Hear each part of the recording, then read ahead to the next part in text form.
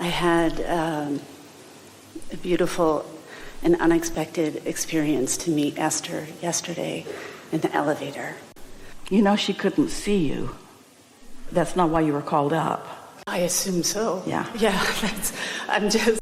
But now your time's up. Okay. No, it's... I bring it up only as part of my thank you, which is what I was trying to say to Esther yesterday, and to be able to thank you now. Yeah. And it feels good to hook up with who you are, doesn't it? Yeah. And all the ways that you've allowed that to happen for me when I've tuned in and tapped on to these. Well, what we are, and Esther too, we're like the law of attraction. We're not making anything happen. Yeah. We're just responding to what you've got going on. Yeah. And there has been such an important shift in my vibrational offering, my expectation around health, even finances, where I put my head in the sand usually, but now it's become a sandbox. Yeah. And professional life. The one place I feel I need a little guidance, and I've heard a little bit already, is in that place of intimate, romantic partnership, that co-creator. Just know that through life you've put it there. So it is there. And then get off the subject, because you're trying to manage that into place usually doesn't work very well. If you can stand in this place, and there's an atmosphere for that here in this room right now, where you accept that your life, what you've lived, has put it there, and it is there, and it is real. And then don't try to manage your way to it, because you always get it wrong. You complicate it and you over imagine it, or in the process you activate insecurities in yourself that don't need to be there. And when it comes together, it isn't even something that you're going to be thinking about. It's something that is just so clear and so sure that nothing in the world could keep you from it, and you're not explaining nothing to nobody. In fact, that might be one of the best subjects to think in terms, or to get so you can think in terms of this distinction that we're asking you all to make between observing and deliberate creation. For most humans is so much about what I've observed, and now I'm taking all the elements of what I've observed and now I'm contouring them into something that I want more. But you're micromanaging it and overmanage it, and your observation and the activated marbles of what you are imagining because of what you've observed just get in your way. That makes sense to you? When you try to plot the course, we want you to accept that the law of attraction is plotting the course that you have vibrationally set into motion. And if you'll mind your own business, which is to not try to manage it, but just expect to know it when you see it. To know it when you see it. Jerry and Esther used to walk into a store, all kinds of stores, and nice people would come to them and say, "May I help you?" And Jerry would say, "We're just looking for something to want."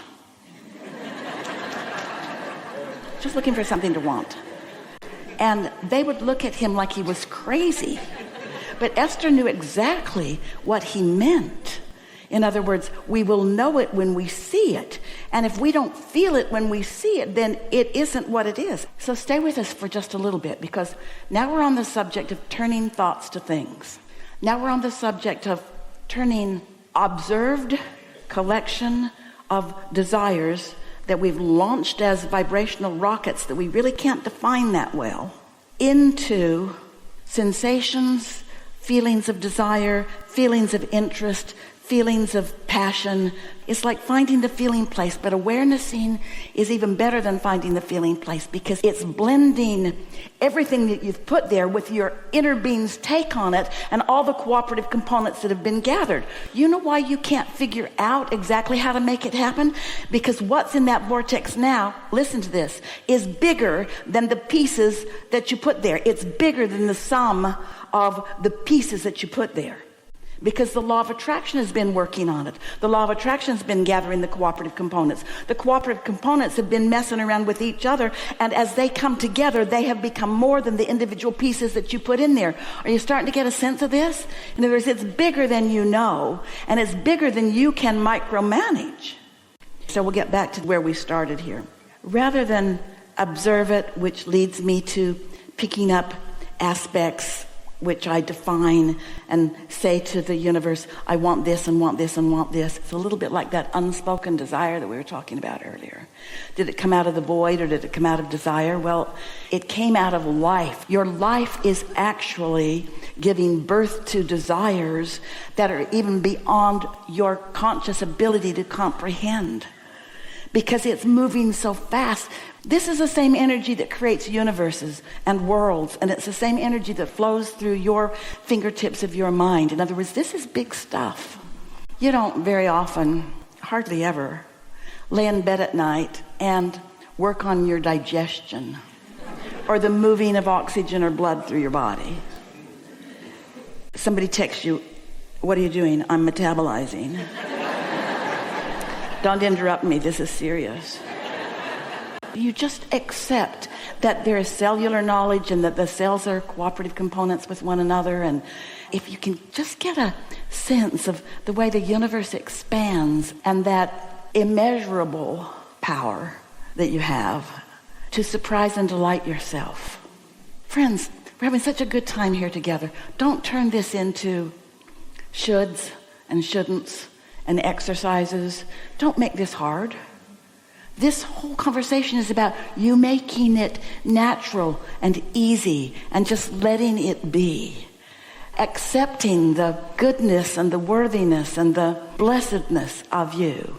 And know it when you see it. Instead of trying so hard to produce it. Esther was moving around her house the other day. She came to such a startling realization. Because she's by herself, often, usually. And she realized how all the time that she was with Jerry, she was just showing off for him.